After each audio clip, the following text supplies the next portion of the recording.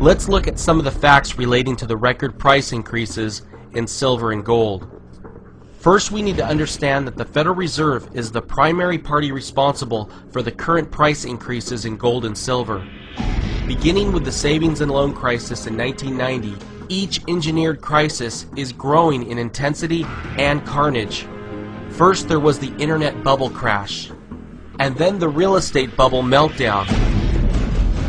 And now we are at the footsteps of an unprecedented acceleration of price increases in food and energy. In 2007, commodity prices soared when there was actually a slowdown in the global economy. There was no reason for commodity prices to go ballistic at that time, except for Federal Reserve intervention. The price of oil went from $78 to $147. High gas prices actually burdened the average U.S. consumer with an additional tax of $500 billion. That $500 billion hidden tax was one of many reasons we are in the current great non-recession.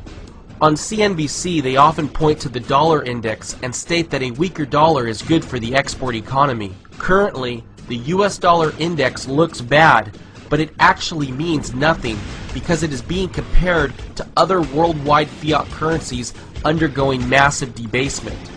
Worldwide central banks seem to be in a currency death dance, racing each other to the bottom in the name of international competitiveness. Gold and silver is the only way to test the strength of our currency.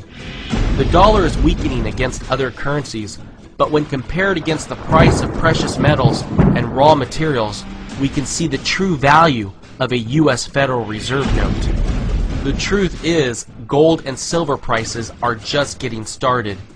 If you pay attention, the public is selling, not buying gold.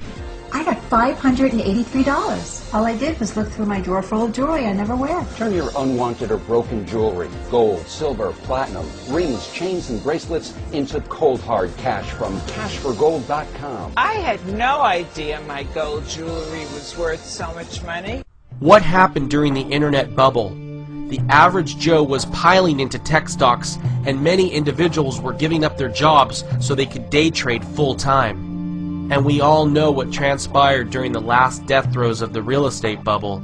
People were buying at the peak 3, 4, 5, 10 homes and flipping every which way to make as little as $20,000. The common Joe buys into manias.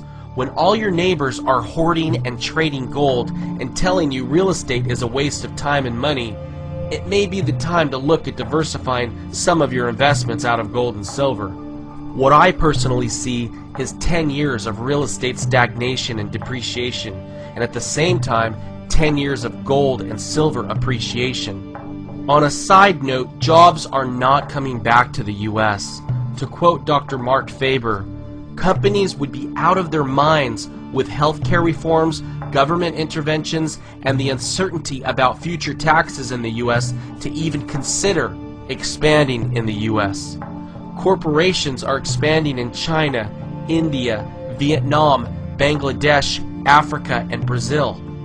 The business world is an international place today, and if you run a corporation, whether you employ 50 or 10,000 people, you can choose where you invest your money in terms of capital spending. Instead of expanding factories and employing more U.S. workers, I would think companies would be reducing employees rather than hiring more.